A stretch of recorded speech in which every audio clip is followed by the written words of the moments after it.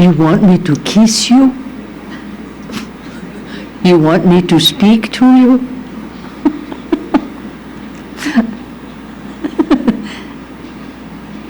Am I speaking to your condition, as the Quakers say? The guardians of the gates. So this is another in the internal rhythmic movements of these verses, where Tokme Zanpo brings us through the relative, conditioned reality, right to the peak of absolute and ultimate. And then he drops us back down into the relative to see again the nature or the condition of the mind and the circumstances of relative reality with at least some information about, if not actually direct insight into the absolute nature of mind and phenomena. And then, having done that, he drops us back down into the conditioned again. So this back and forth is a great way to understand the function of practice and direct experience in relation to the confusing appearances of our lives. So we hear teachings, and this is in general about our path. This isn't specific to these verses, but these verses are the whole path, so it's certainly specific enough for us. So we hear some teachings, and we explore them a bit, in our mind. Do they make some sense at the intellectual level at least? And then we might try to apply them a little bit and see what happens. So we get some feedback from our direct experience of applying a teaching, and then we're introduced to practice that's actually an experiential a field of experiencing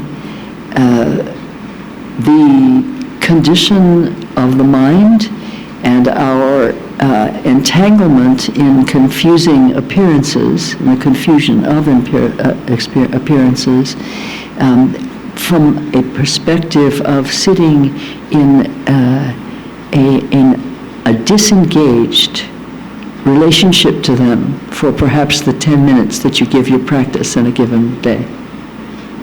Does that make sense? You understand that description? Yeah. So it's already an experience of taking different viewpoints of the same phenomena from different angles of view. The view of the teachings, the view of experiencing some practice, like calm abiding or vipassana, or any of the deity practices and so on. And then we go back out into the field of our lives. And these are all in very short time spans for us. We're not talking about, grand movements here. We're talking about little steps because we're learning.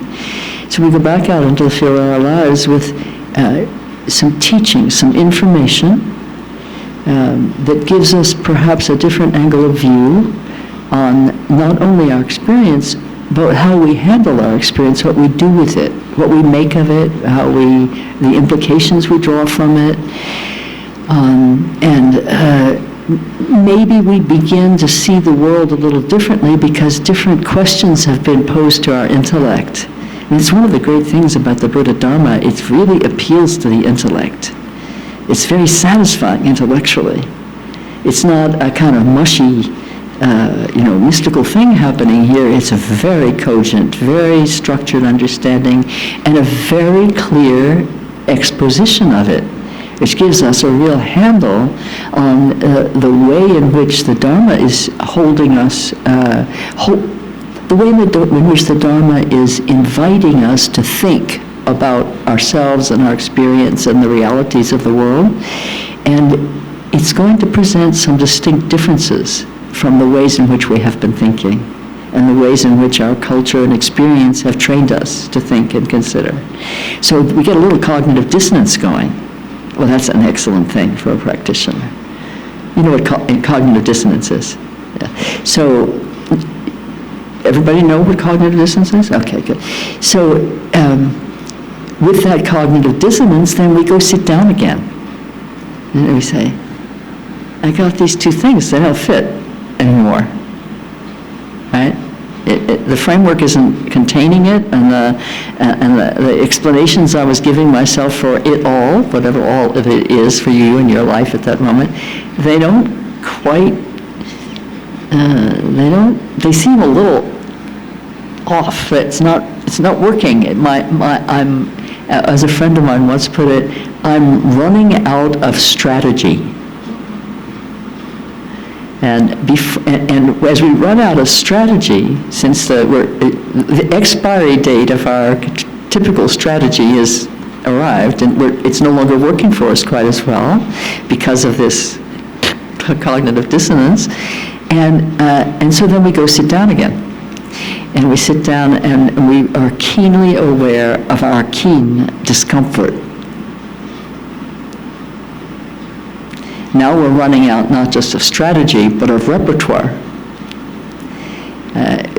The way in which we've constructed reality in our minds, and the ways in which we've been coping with it and dealing with it and thinking we were in control of it in some way, they are just not working for us the way they used to. They work sporadically, which is even worse than not working at all, because we've lost trust and confidence in them.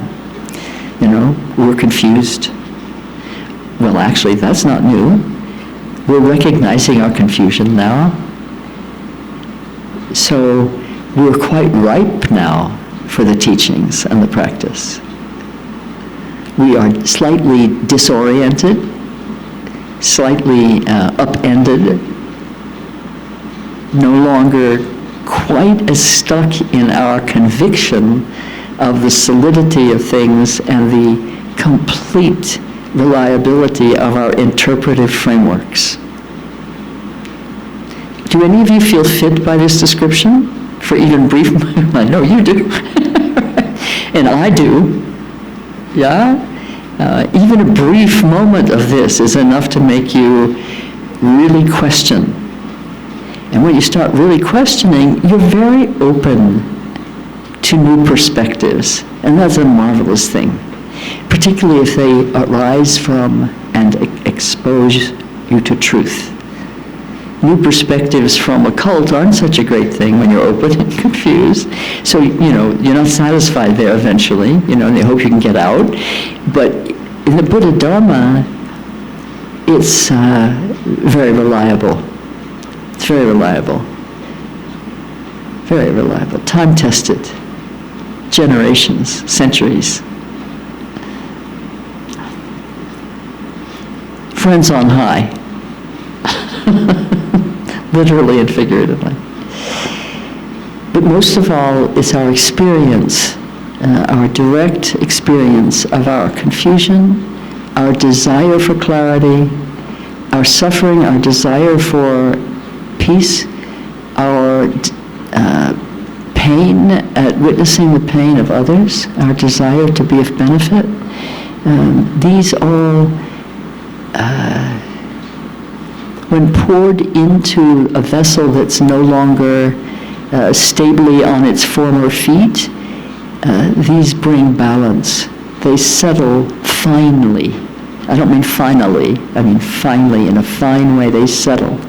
In the base of the vessel, that's us, and we begin to stabilize. The mind begins to stabilize in a view that draws together all the disordered elements and shows how they relate to each other. This is one of the things that the Dharma does right from the beginning. It's really a powerful intervention in mind, the early teachings that we take. And I remember the sense of relief. I remember also the sense of happiness. Oh, something is making sense to me here, and I don't have to invent it. I can rely on something with a sense of confidence that it's not asking me to take up a system of beliefs and start marching. It's inviting me and showing me, here's another angle of view. Here's a way to look at your life and your mind and your emotions and your choices and your natural human weakness and your great mental and spiritual power. Here's a way to look at it. And then a lot of time is spent on the cushion, not just doing the practices that we're given, but looking at our condition and trying out this and trying out that. That's also practice. Looking into our conditions for causes of our discomfort and suffering, not very helpful, because those aren't the causes, those are the conditions that ripen the causes. So better to look at what our tendencies are, the directions in which we naturally are leaning. I mean, not natural as in natural mind, but natural in the sense of having been trained that way, like a plant. To be looking at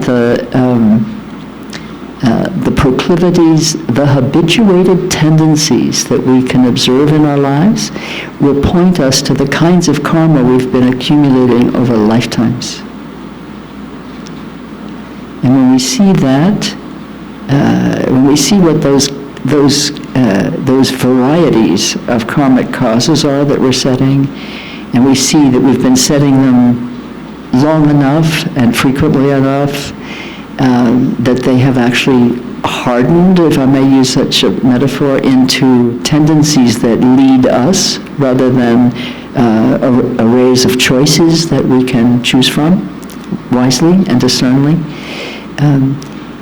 We begin to be a choice. We begin to be in a position to start thinking about choosing how to proceed in our lives. We want to be at choice on the path. The path is actually about the choices we make, isn't it? Right? So looking at your tendencies, your habits, very good information sources. The default position, distrust it.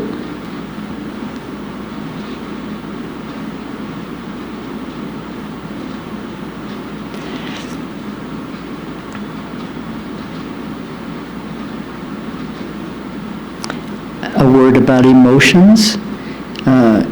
Emotions come and go like leaves on the wind.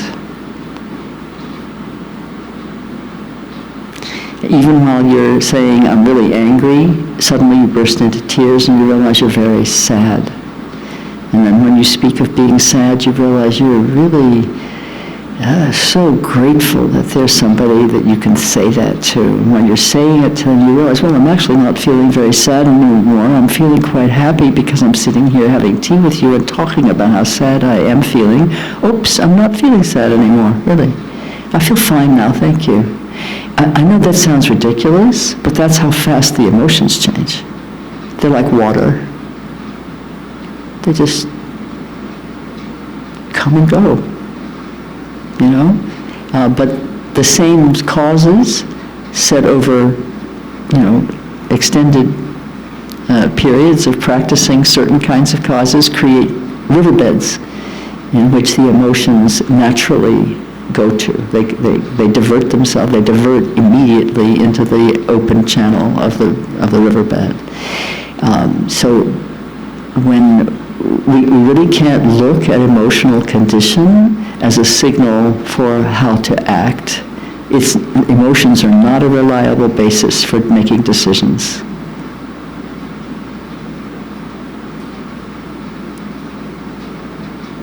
Is that news to those of us who grow up in the psychodrama of, post-Freudian society?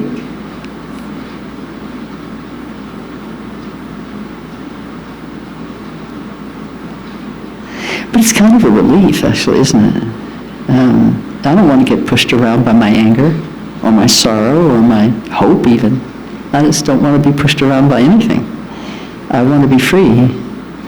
So I'm not turning to my emotions as an indicator of what to do or how to do it. Instead, rely on what you know to be true, even if you don't believe it. Here again, we're talking about knowing and believing. That's come up every day so far. So, what we know to be true, we can have confidence in. And the knowing doesn't have to be an emotional resonance. We've kind of trained ourselves to think that we have to have an emotional, it may be a very uncomfortable truth that we acknowledge, such as, well, I can't think of an example right this minute, but the truths are not, the truth that the Dharma teachings convey to us, it's not meant to make us feel good,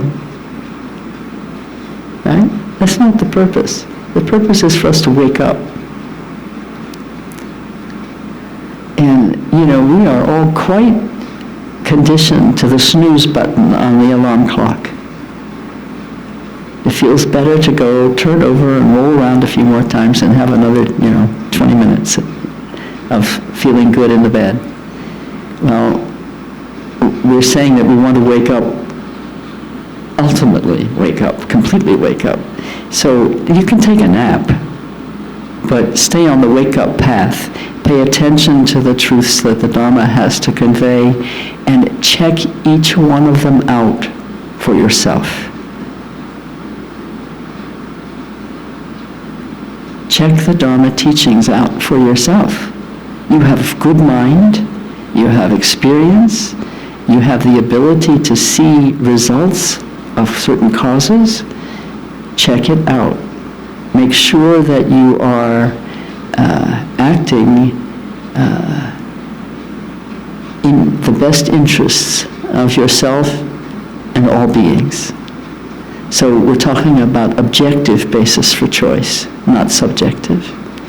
Yes, you're going to have pistachio ice cream or, buttercream something or other. That's a personal choice. I don't think it's going to have a huge impact on the well-being of all sentient beings.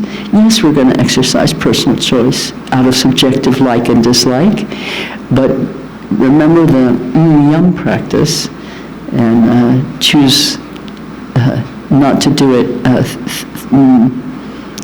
3 quarts in one evening, maybe, if you know you're going to feel horrible afterwards and will not be able to do your practice before you go to sleep, because you'll be asleep before you get to the chair or the cushion. Right? So this is about being awake on the path to waking up. Practice waking up little by little. Pay attention to what you're being shown. And try all the remedies given, all the antidotes, all the methods that you are feeling confident in trying to address your own condition. It's only your condition that you're trying to address in practice. We can only really change our own minds. We can't change the minds of others. And look to see what happens with this teaching that you're rolling around in your mind, or with that practice that you're giving some time to. Look to see what happens for you. What is the condition of your mind? Verse 36. Always be looking, what is the condition of my mind? I'm really saying, check out the Dharma. You want a spiritual framework that rings true like a well-cast bell. So you need to listen for the sound of truth in any spiritual tradition or approach you explore.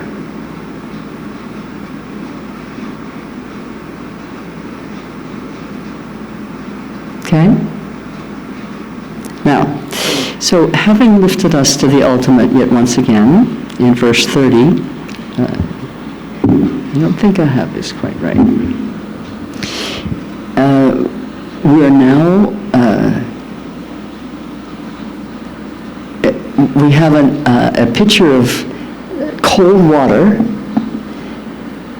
that Tokmi Zangpo, in all his great compassion and wisdom, is throwing in our face. This is verse 31. Unless you examine your own confused ideas, you might look like a practitioner but not be acting like one. Therefore, always examine yourself and abandon confusion. This is the way of a bodhisattva.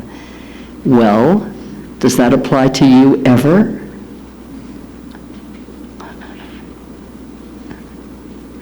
I remember back in the 80s at a teaching event with a teacher, a great wisdom teacher, and I was really just new in the whole thing. I mean, it's not that I hadn't been seeking, but I hadn't been thinking I'd been finding.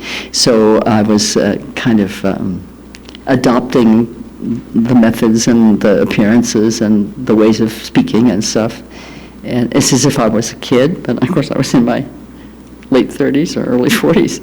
And so here we were in this big meditation chamber and these beautiful teachings being given. And we were waiting for the teacher to come in.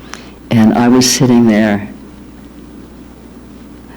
what does it say? Looking like a practitioner. I was looking like a practitioner. Oh, very much. Because I really can sit. I mean, I'm really good at that. Like, you know. My Catholic priest friend said, I look like a nun. So I took that as a compliment, you know. It meant I could sit straight, right? And so I'm sitting there, eyes closed. I didn't know yet about eyes open. So eyes closed, looking like a meditator. And somebody comes up from behind me and pulls on my shawl and wants to ask me a question. And I just have to show you all my warts so you'll be comfortable with, yours. I turned around. I was really annoyed. I turned around and said to this person who was on her hands and knees crawling across the floor to pull on my shawl to ask me a question because I looked like a meditator. And I said, I'm meditating. Seriously. Seriously.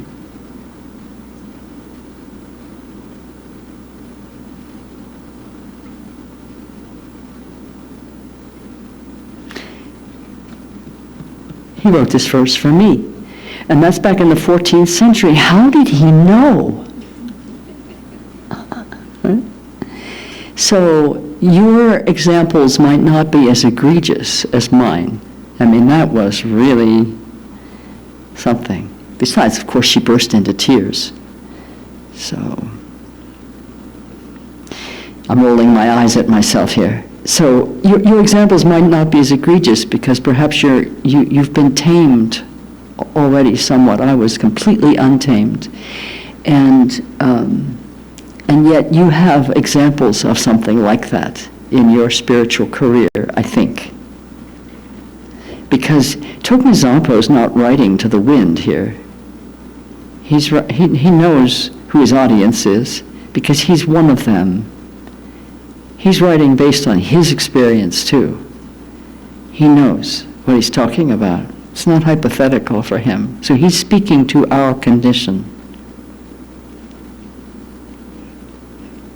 So for me, the instruction that really helps with this need to pay attention to my mind and not have a pose and presumption and a veneer that looks one way in order to cover all the confusion and despair and ignorance that I have come to the Dharma to address.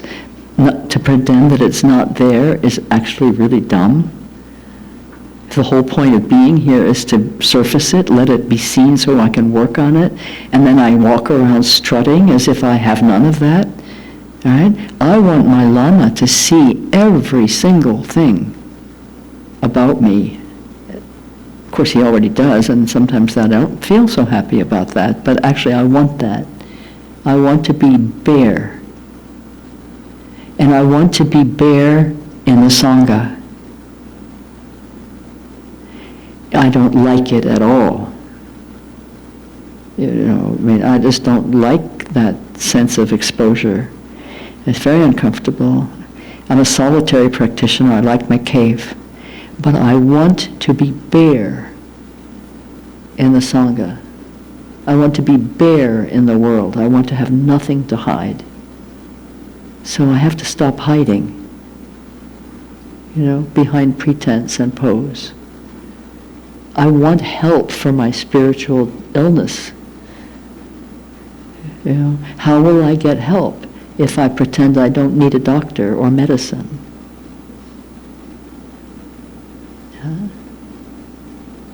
How I want to be inseparable from truth, not only in the knowledge that ultimately I am, but in the experience of my everyday life, really recognizing that I am in tune with my true nature, even if I'm not in the direct experience of it. So, why am I going to wear armor?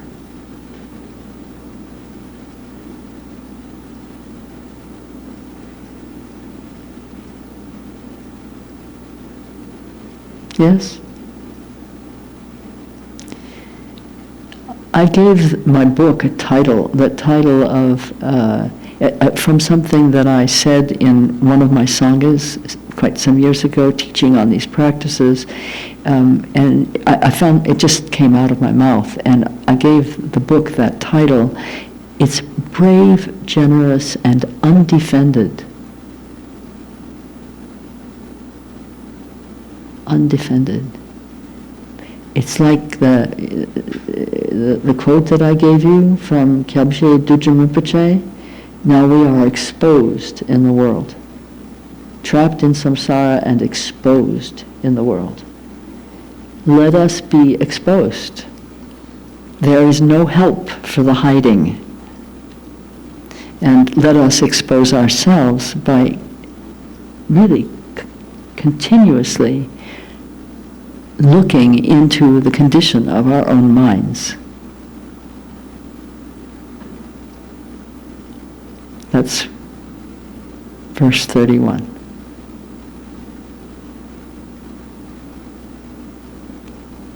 In order to abandon confusion. How do we abandon confusion if we don't see it and acknowledge it? So, no pretending, okay? Of course, it doesn't work anyway.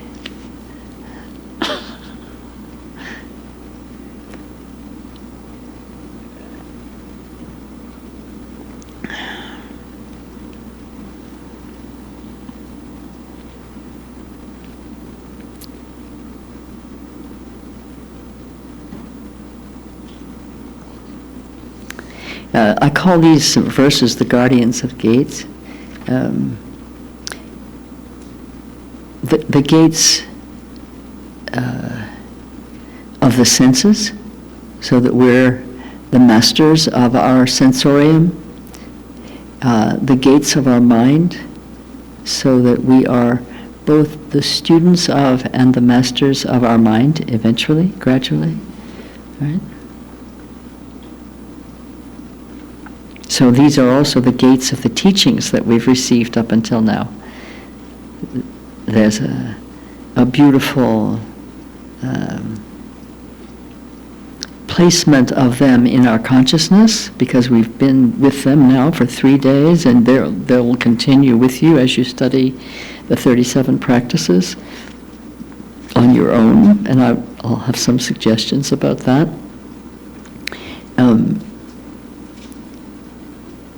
So the framework of Dharma that this text gives us is very, it's transparent. We don't feel trapped in these teachings. We feel supported, and because we are being supported, and we feel reassured because we are given assurance and we're told to test it, and we can see results because we're testing things. We're not blind. This is not blind faith here. We're testing. And so if there are results to be had, we will see them. So the framework itself, we could say, has these beauteous gates of entry. We enter, and we are within this framework, and we want to guard the gates so that we don't just run amok and abandon the framework until we have tested it, till we've got some evidence. Because then we proceed with great deal of faith that's based on real confidence, certainty that we understand. Maybe not all the mysteries, but certainty that we understand the basic principles, and certainty that we understand the benefits of working with them. Is it making sense? Yeah, good. So 32. If you're driven by disturbing emotions and talk about another bodhisattva's faults, it's actually to your own detriment. So don't mention the faults of those who've entered the great vehicle. The great vehicle is the Mahayana. This is the way of a bodhisattva.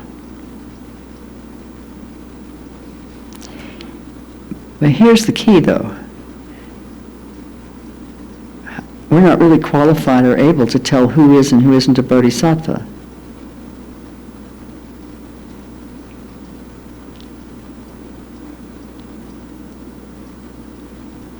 So it's really wise not to criticize and find fault with anyone. Besides, if you're finding fault, it's because you're looking for it.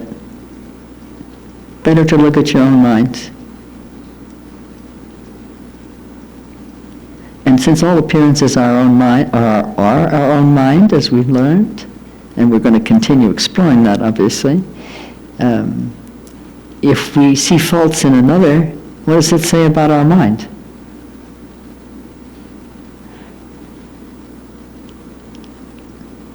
We're caught here.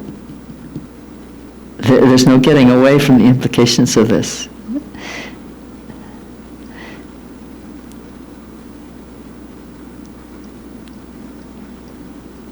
And counting the faults of others, especially counting the faults of one's teacher that one's relying on spiritually, is like cutting the legs out from under yourself. If you count others' faults, you're not seeing their good qualities, in which case you'll abandon them, and that's the only that's a key commitment that the Bodhisattva takes. Never to abandon a sentient being. And that includes oneself. So really you have to question the value of looking at your own faults. We need to look at them so that we can address them, but not so that we can criticize ourselves and dislike ourselves and disapprove of ourselves and disparage ourselves and run ourselves down. It's so that we can do something about the faults that we see in ourselves. We're not going to make a catalog and then put it on a high shelf and say this is a beautiful treatise that I should really study and appreciate every day, the catalog of our faults. I don't think so. That's not really very constructive. We want to, when we see a fault of ours, do something with it. But we can't do that with the faults of others. So what's the point of looking for them? I'm 79, I'm going to be 80, soon. I don't know a single situation where my criticism of another had any benefit for that person, unless I had a kind of contractual relationship with that person in which that was my work with them, and then maybe so. But counting the faults of others is really more of a statement about your mind than theirs.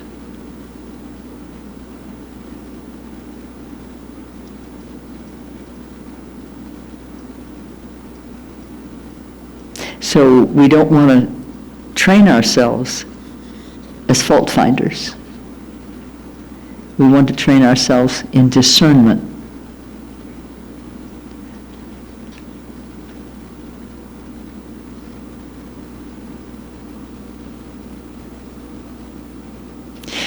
Have you heard the phrase pure perception or pure view?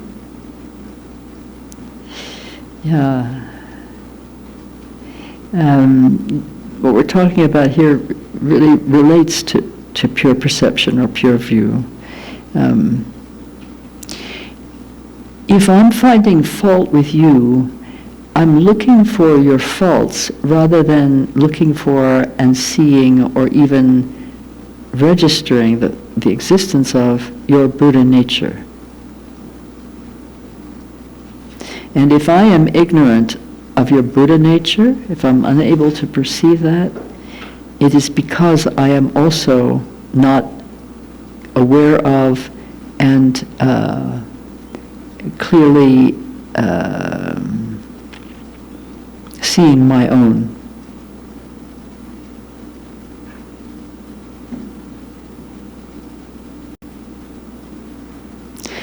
If I'm not seeing my own Buddha nature, I'm in a state of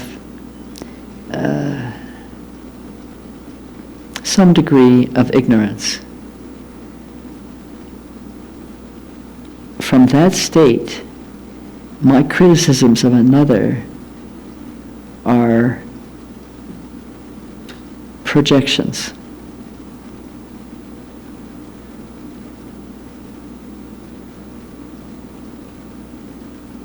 And they will come back to me in the form of experiences and appearances that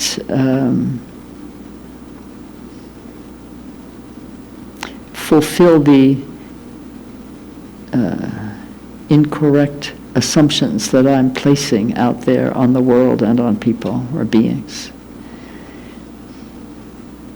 So pure view looks first within to see one's own true nature and recognizes the existence of that in all beings and all phenomena, whether seeing it or not. That is the premise from which we operate, even if we're not in the direct experience of it.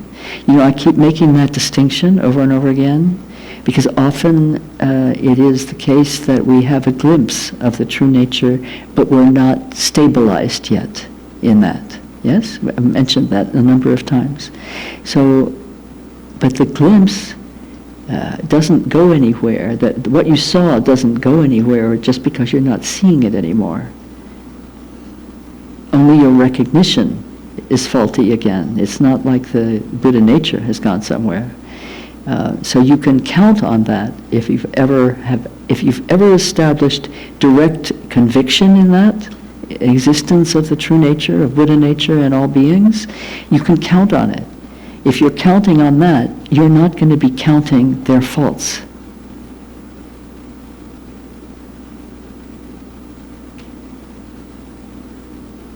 Okay? Makes sense?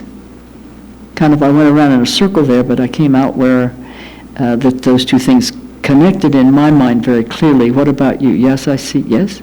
Yeah. Good. Good.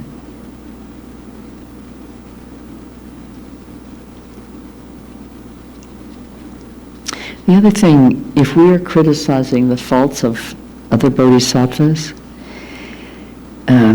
faults imagined or real, I mean, we all have faults, so, you know, every now and then you'll hit the nail on the head. But it pulls people down in the estimation of others as well. And that tends to create what's called schism in the Sangha that I spoke of earlier. Yeah? Division in the Sangha.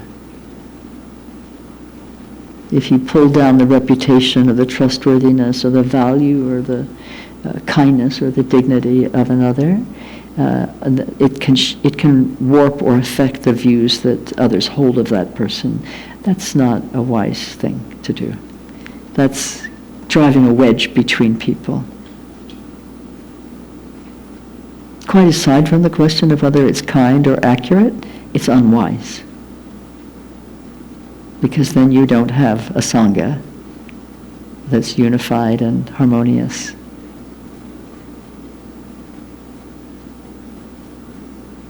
And the teachings that the Lama is giving don't have a firm bucket to gather in. There's a hole in the bucket. Yeah?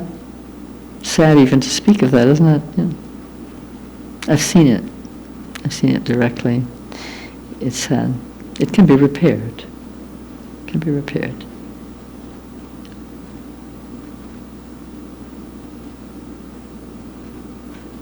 But sometimes you might lose some of the people involved. They might leave. And, if somebody's going to leave the Sangha, it's good for it to be free choice, not because they've been pushed out. Yeah? Or a family of any kind, yeah? Okay.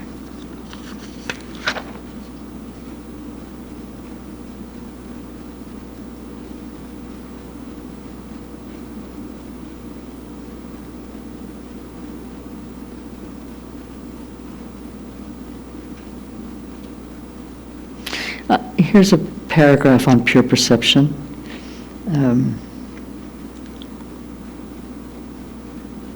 Finding faults in others means you're looking for faults, not for truth. Pure perception is the key here. We train in pure perception, so this is specific to the training element.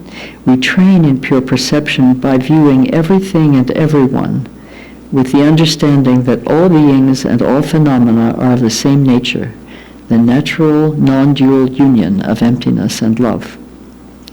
Mind practicing this view becomes open and vast, while mind practicing separation and division becomes ever more narrow and crabbed. It is not spiritual censorship that the teachings in this verse are directed to. They are directed to preserving our own minds in impeccability.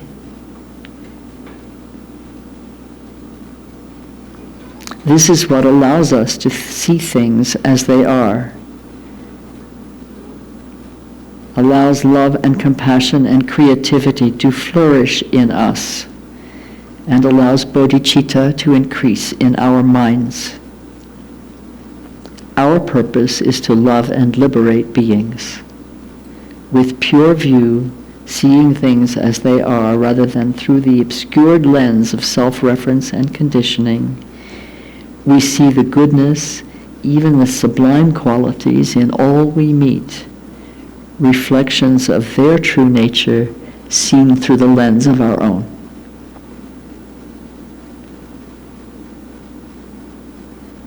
That's training in pure perception. It's a key element of deity practice, by the way.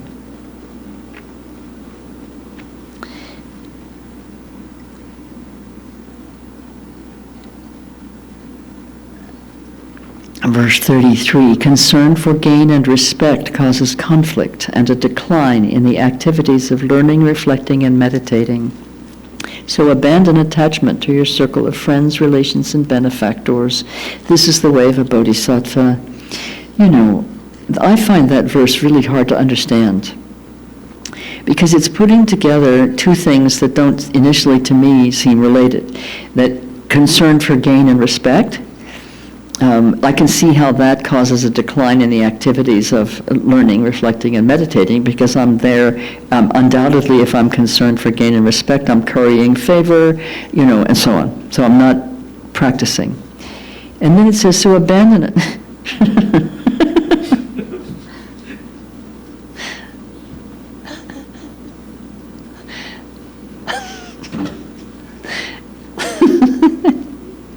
You forgot something. You left it in the sea of samsara. There you go. That was graceful, Tara. Tara is known for her grace. So abandon attachment to your circle of friends, relations, and benefactors. What does this have to do with concern for gain and respect? So I really had to work on this one. And I worked on it through my tried and true method.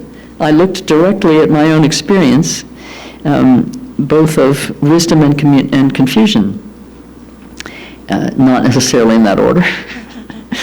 And I saw how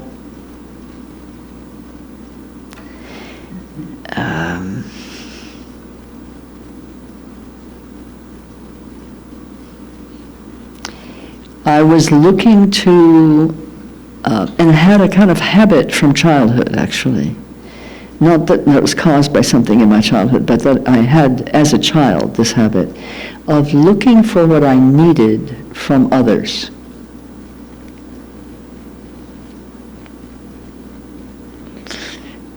We used to have playpens back in West Virginia when I was a little baby, back in the early 40s. And there were playpens, and so the mother could put the playpen out on the yard, and the little toddler was inside the playpen, so it was safe. Couldn't get out, couldn't go play in the traffic. Not that there was as much traffic then, but I'm a fairly enterprising little baby, and I climbed out, and I would go knock on the neighbors' doors and say, "Candy?" I'm still doing it. I'm still doing it. I go into the kitchen, I say, "Got anything sweet for me to eat?" And this is a karmic propensity. My mother, being an inventive person, made a sign that she hung around my neck. It said, "Please don't feed the baby." Listen, you don't make this up, right? This is true. So, but it didn't cure the habit, because the habit was a karmic propensity. And it didn't have anything to do with my mother depriving me of nourishment. Candy isn't nourishing particularly. You know, it was a karmic propensity, pure and simple, or impure and simple. And when I saw that, as I was pondering this verse, and I saw that pattern in me, I had to see the ways in which it was playing out in my Dharma community and my Dharma relationships. Because I was already in Dharma, or I wouldn't have been reading the 37 Bodhisattva practices. And I saw that pattern continuing to play itself out. And I'm not going to give you all the gory details. I can tell you just want to know all of that. Not going to go there. But there were plenty of gory details about it, that I could see, and maybe others didn't see them straight on the way I saw them. But they had an impact on my relationships.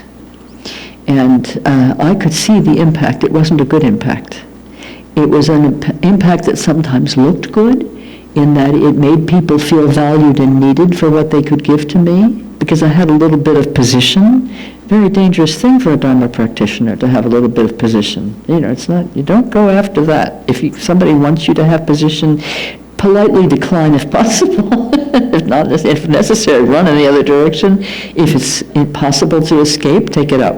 And take it up with dignity and gratitude and do your best. But anyway, that's sort of a side trip. So one of the effects was that people had a false sense of their own, virtue and value, because I was subtly or overtly asking for something from them, or letting them take care of me in some way that I could have possibly taken care of myself. And it's very subtle when you're down at that level. It's very, very subtle. And manipulative. But I don't come across like a manipulative person, so what was I looking at? So subtle, I didn't see it. It was a karmic propensity, and it infiltrated my relationships at all levels and in every circumstance. It wasn't a horrible thing. It wasn't horrible at all. It was just, many of us have that, but I had to see it. I had to see it and take responsibility for it. And one of the things I saw was this, that to think that what you need for your emotional, mental, or spiritual well-being has to come from outside you is fundamentally erroneous.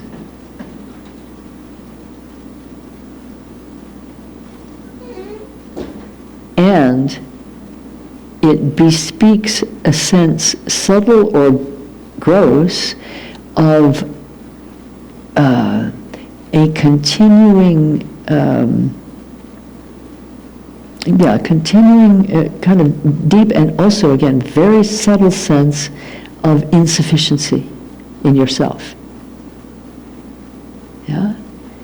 And because you're out picturing that and you're outsourcing the solutions to it, to others, to provide the supplies you need at the emotional, mental, or spiritual levels, because you're outsourcing that, you are not addressing it in terms of cause or effect. You're giving away the responsibility for growing up. You're still a baby in a diaper with a sign around your neck saying, please don't feed the baby.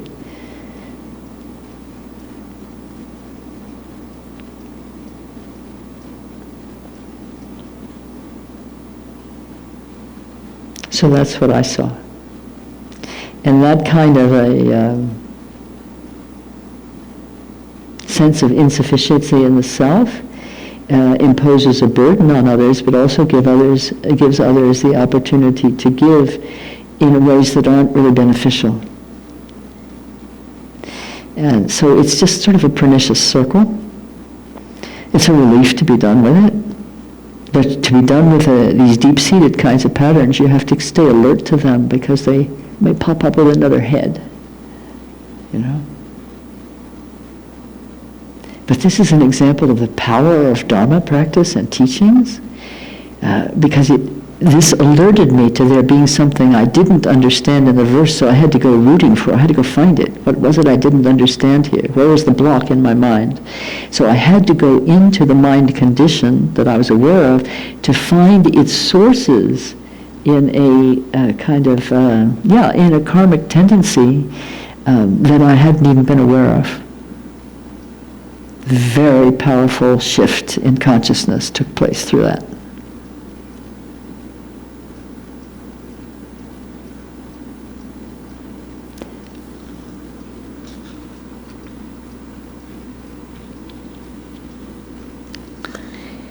So it doesn't mean we can't have a circle of friends, relations, and benefactors. It doesn't mean that at all. It means give them their proper place and respect, and use them wisely and fairly for the benefit of others, principally. And if you have a sense of insufficiency in the self, address it.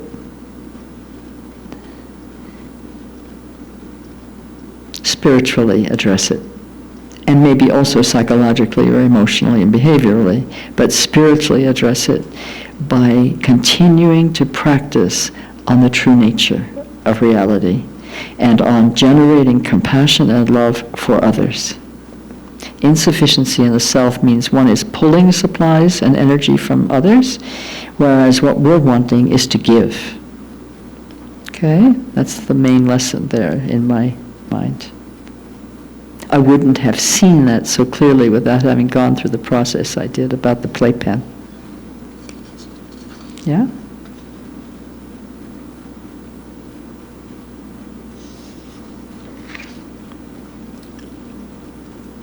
Verse 34. Harsh words disturb others' minds and thus diminish the practice of a bodhisattva. Therefore, abandon harsh speech, which is unpleasant to others. This is the way of a bodhisattva. Harsh words hurt. They also make people recoil from you. If you're a Dharma practitioner or a Dharma teacher, and you give Dharma harshly, critically and judgmentally and whatever, it expresses your own insufficiency of certainty about the Dharma, and it certainly reflects your lack of compassion and kindness and love for the other person. And that person may recoil from not just your harsh words, but from the Dharma. You do not want to be in that position of being the reason somebody is turned away from the Dharma. If somebody chooses to follow a different path, that's an entirely different thing. But somebody recoiling because the representative of the Dharma that they interacted with was harsh in an unuseful way. Sometimes harshness is useful, but that's wrath. That's not, habitual behavior. I don't remember what the end of the sentence was supposed to be. That's okay.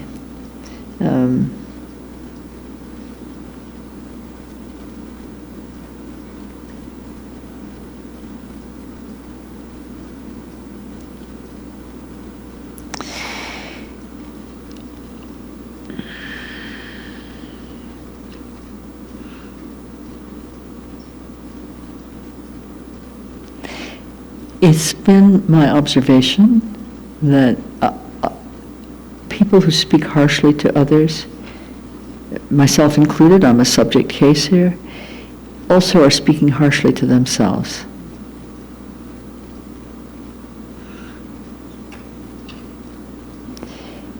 That's also not useful. Speak strictly and clearly when necessary, but harshly is intended to injure. Right? So there's an anger element there. If you speak out in anger, you're going to cause injury, particularly to yourself karmically, because you're continuing to strengthen a karmic pattern that is one of the default positions probably in your makeup. And so you're actually causing yourself more harm than you're causing the other person. But that habit of harsh thought and harsh speech directed towards the self undermines you. It doesn't usually correct what it is you're being harsh about. It undermines you. It's abuse. It's not like abuse, it's abuse. Being abusive to the self and being abusive to the others usually go together. Yeah? So we can all be abusive. We all have that potential, the same way we have the potential to be kind. So if you see harsh speech in yourself, you see that as a habit, kindly turn to address it in yourself with great compassion. With great compassion.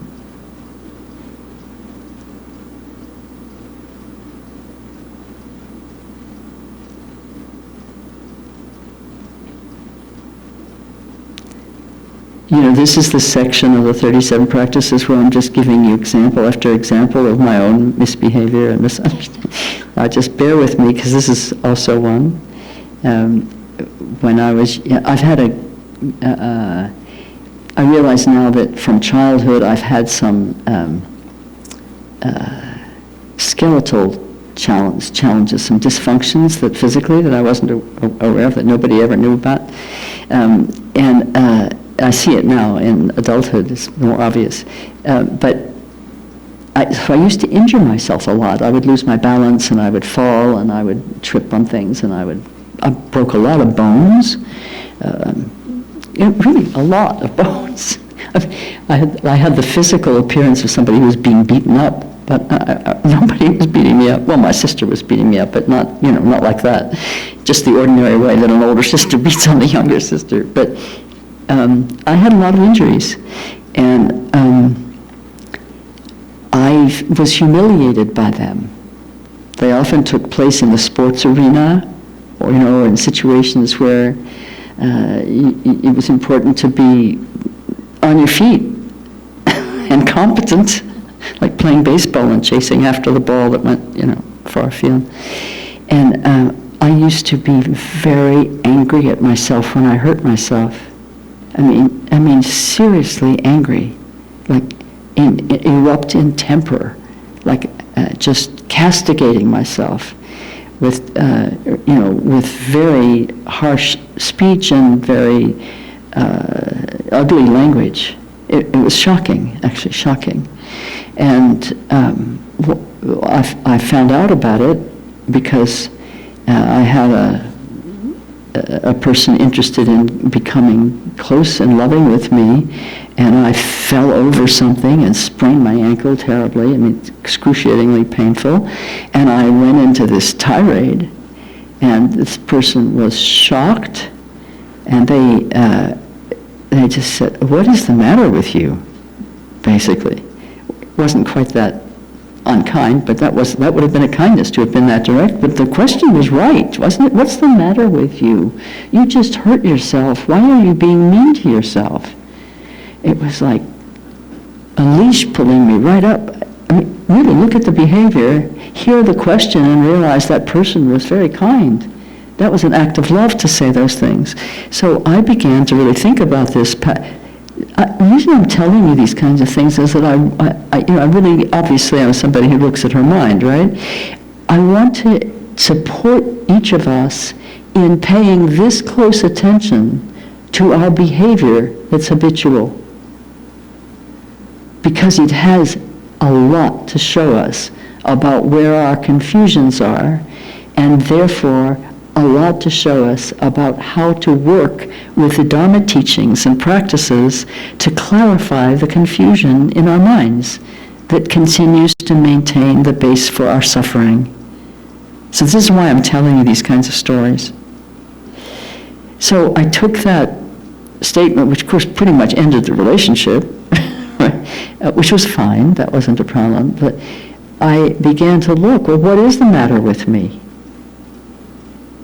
What's the matter with me? Why am I being abusive to myself? Because I'm hurt. So I saw all kinds of things. But the main thing I needed to do was correct the behavior, because it was the behavior of hate. I was addressing myself with hatred. And so here's what I started to do. I started to, because I kept injuring myself, that's been a lifelong pattern, and I started to speak to myself as a mother speaks to her beloved child. I started, when I would hurt myself, whatever it was, I'd say, oh, I'm so sorry. It's really painful. I'm so sorry that happened. I'm so sorry that you did that, And I would apologize to the skin for being hurt. I'm so sorry, skin. I mean, it was invented, and it was magical in the sense that it seemed kind of inane. But I don't do that stuff anymore. I haven't done it in years, that self-critical stuff. I just don't do it. It's not in the repertoire. It's gone. Because I loved myself out of it. I substituted love for hate. And using language was the vehicle through which that was accomplished, but it was accomplished by intention that used language as its vehicle. So if you are on the Bodhisattva path and you're committed to loving all sentient beings, guess who's one of them? If I think I'm loving you and I'm hating myself, I'm kidding myself. You're either practicing hate or you're practicing love, and that's it.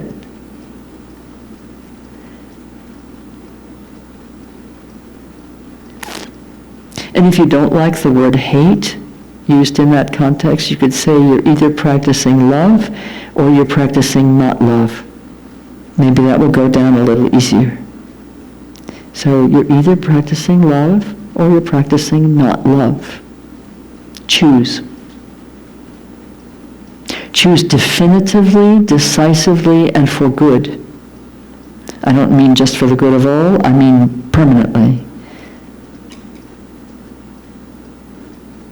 And once you've made that choice, you'll see the moment of repeating that choice come up again and again, because increasingly subtly you will be able to discern when not love is the operant motive.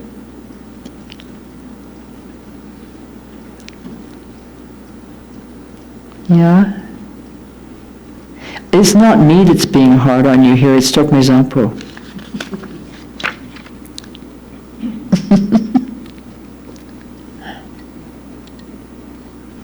These are the guardians of the gates. Yeah, it's fierce. This is where we have to be fierce with ourselves. Not hateful, not unkind, but fierce. Fiercely know and be convicted in what we know to be true. Fiercely act to preserve it. Fiercely defend those who need to be defended. Fiercely love. Beyond your limits. Fiercely love. Verse 35. When disturbing emotions become habitual, it is difficult to reverse them with antidotes. Thus, the soldier of mindfulness wields antidotes as weapons and destroys disturbing emotions such as attachment the moment they start to arise. Remember the bell curve? That's what this is speaking to. It's very difficult to apply a bandage to a hemorrhage. It doesn't really work. But I can give you a remedy for hemorrhage some other time. So the instruction here is what we've talked about earlier, that the moment in which the awake mind discerns the habitual tendency or the afflictive emotion, at that moment, inward attention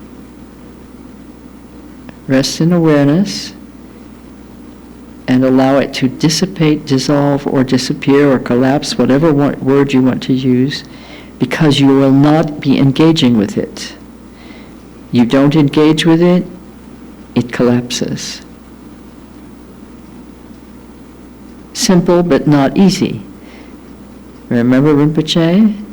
The hardest thing you will ever have to do is nothing. So not engaging with something is much harder than engaging with it. Our tendency, well established and practiced, is to engage with our afflictive emotions instantly. In that same instant, now we are to see clearly the arising and not engage.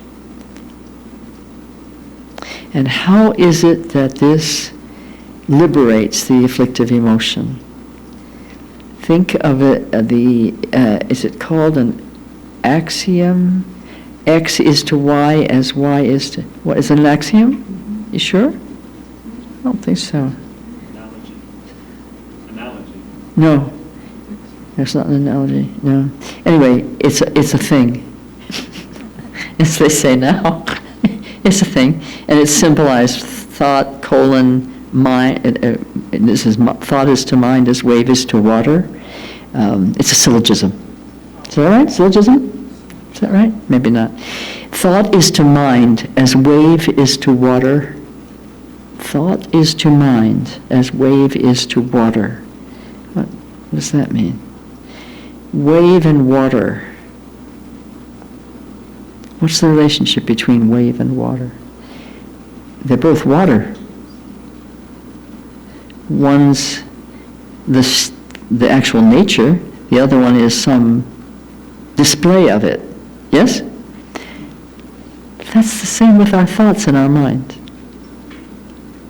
Exactly. It's exactly the same. The nature of mind is open, spacious, expanse, illuminated, like space.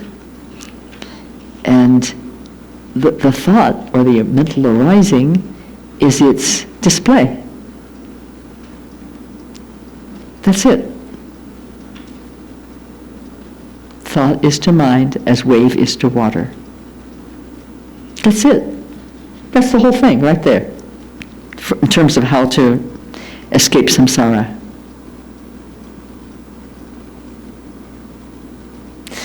Actually, it's how to collapse samsara, just as in the 7 points that will solve all our problems forever. Ryder, did you get a copy of the 7 points that will solve all our problems forever? No, it's a commentary on verse 22, so if you don't have one, be sure you get one before you go. So, I don't know, do I really need to say anything more about this? This is the antidote of antidotes that liberates thoughts on arising, or any place on the continuum of their arising, abiding, and collapsing. At any point along that continuum, you recognize the nature of the arising as the same as the nature of the mind that's recognizing it. The arising simply, let's say, returns to its own nature, leaving no trace. No karma is created in that moment. You let it go a little creeping way up that bell curve, and karma is already in play. It's okay. We're not going to catch every thought right away, even though Rinpoche said, your thoughts are sentient beings. If you love them, you will liberate them all. A gasp went through the room, actually, when he made that statement, because, first of all, we couldn't imagine how a thought would be a sentient being, but the main thing was the thought that we have to liberate them all. What? Because we think our mind is our thoughts. Well, it is, but only in nature. In nature. In their nature, they're the same as mind. But in condition, they obscure our direct perception of and ability to rest in mind as it is. So thought is to mind as wave is to water.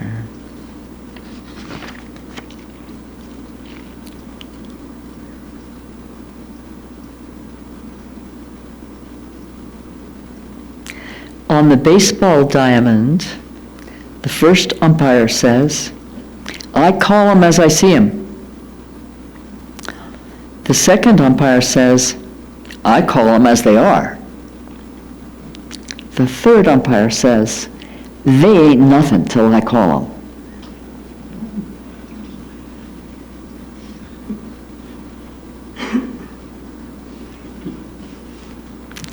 Verse 36. In brief, wherever you are and whatever you're doing, always examine the state of your mind. Act to accomplish the purpose of others through constant mindfulness and awareness. This is the way of a bodhisattva. I don't think any explanation is needed there, except to give you another question to put on a post-it or something so that you can have it in your repertoire of questions to pose to yourself in times of need. What are you really up to right now?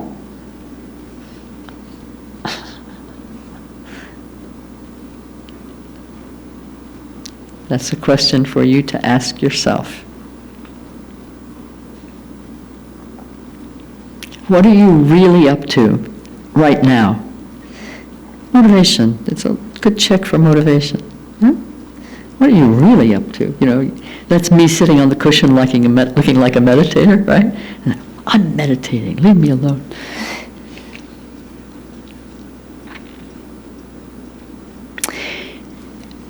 If you dedicate all your activities to the well-being and liberation of all, your bodhicitta will deepen and expand without limit.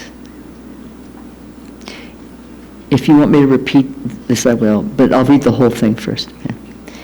If you understand that all your words and actions arise first in your mind and develop a strong, clear capacity to recognize in your mind the roots of everything you say and do, then your mindful alertness will grow and grow. If you engage this practice in the knowledge that appearances and mind are not separate, but one in their essential open and empty nature, then your mindful awareness will expand naturally in primordial awareness, which is wisdom. Got that?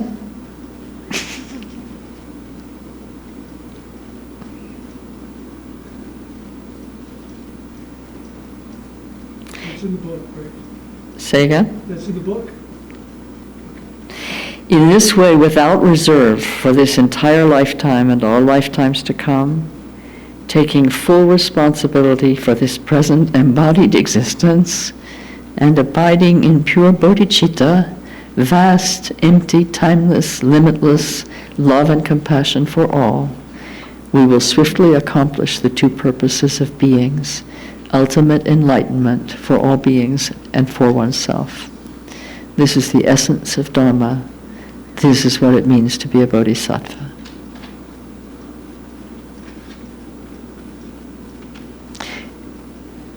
And this is the roadmap.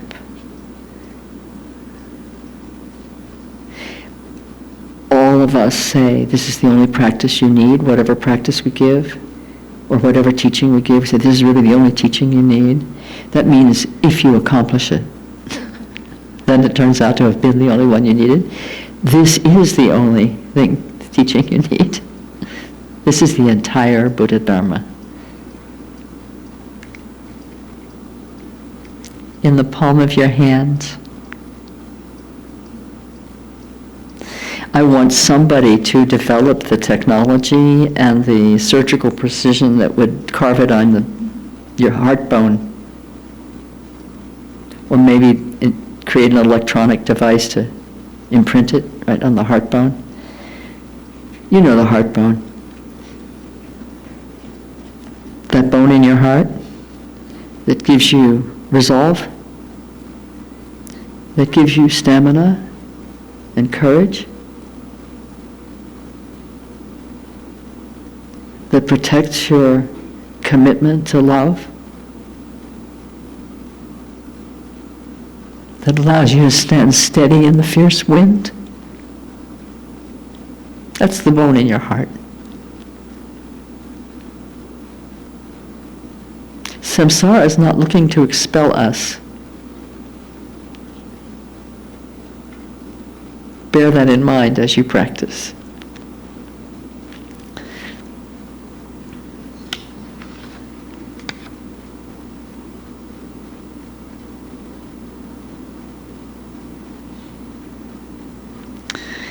And then, of course, Tokmei dedicates the merit of having composed this work. As we dedicate the merit of our practice at the end of each practice. And it's good to have the habit of dedicating the merit of your activities upon completion of any activity that's virtuous and beneficial, or that's even just intended to be beneficial, whether it actually is in some way that you can recognize or not, because good intention produces good result. Apricot trees do not grow apples.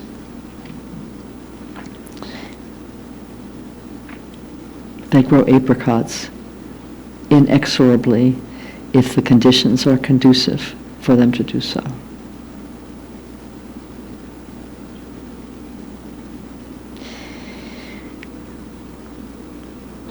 The act of love that we call dedicating the merit means giving all the love that merit is that we are increasing in through our study and practice and our love for others. It means dedicating that to the liberation of all. It's depositing in the Bodhisattva bank the little drop of our merit that otherwise can get dissipated when the tide goes out. So the bank is intact. Dissipated or destroyed, the merit can easily be destroyed, actually. But then it can be built up again. Like you can be extravagant with your bank account, or you can give away, merit in ways that are ignorant, but you can deposit more merit all the time by continuing in actions that are intended to be of benefit to all. All of this is very simple. This is spiritual logic. Very simple, very direct, very applicable, and not easy necessarily, because it's not what we're habituated to. So it's so excellent to have Sangha. I am strengthened by seeing you and by being with you in this circumstance in which your earnest intention and inquiry is bringing forth the Dharma. What kind of a Dharma teacher is there if there is no request for Dharma? So by you being here, this bringing together of cause and condition, we sit for a few days and see the most extraordinary display of rainbow and lightning, and eat extraordinary food and maintain a very nice, dignified silence. and engage in very fruitful and good speech together. And it's very temporary, this moment. It's just very, very brief, very brief. It's like a little spark, and then it appears to be gone. But the words of Dharma will continue.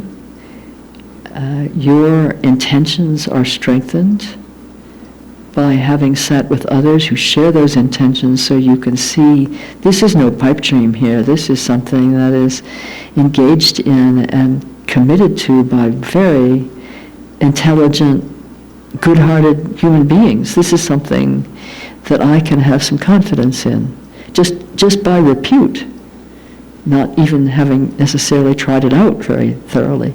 So then we take the steps. We start walking the path. And this is your companion on the path, this little text. Take it with you.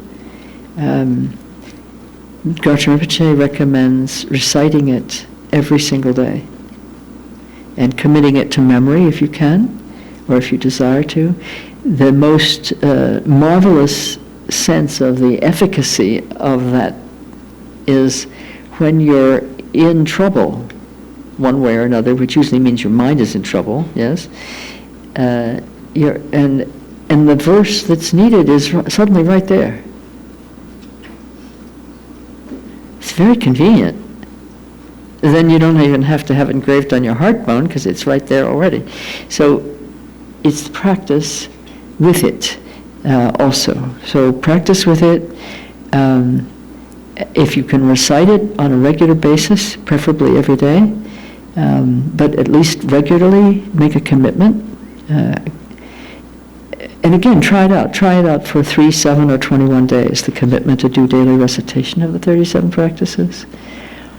And then every week, choose to practice one verse, starting with verse 1. Every week for 37 weeks, practice one verse. And when I say practice, I mean speak it out loud, that verse, and then ponder it, contemplate it, consider it, reflect on it, and use commentaries about it. There are wonderful commentaries available.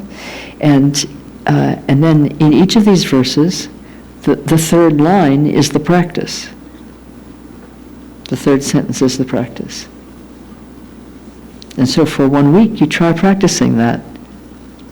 And it's great if you have others who are doing this with you, and then you can talk about it.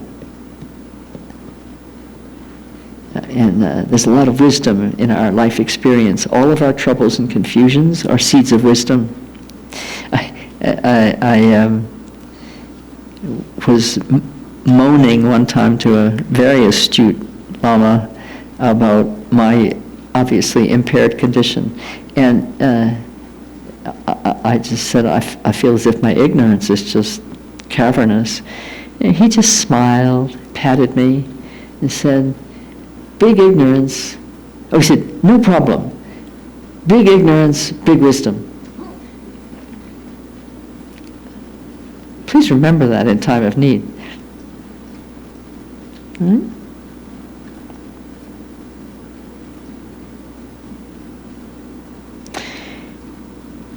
So, that's it. And yet we have some time left over. Shall we take a break? And then come back and maybe there'll be questions or additional commentary asked for. I can't even imagine how that could be the case, but maybe there'll be some questions or some basis for sitting together. I think we ate all the food. Actually, that's not true. We happen to have 2 more little goodies and blueberries and salt. So we can have a little tea party. Yeah? Want to take 15? Take 15? Come back?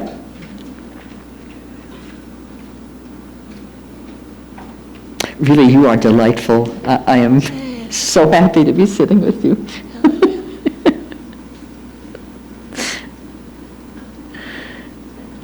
But But I never sat with a group that didn't have more questions. You guys are really quiet. So I'm just looking forward to what comes next in our Dharma life together, maybe in the next hour, maybe over time. I just think you're terrific. Really. Your presence is very present. So I'm serious. It's you're very present. It's quite wonderful. So go present yourself for the tea or whatever, and come back when you have had your tea and pee, and we'll sit together in whatever way we feel like. Thank you. That's good.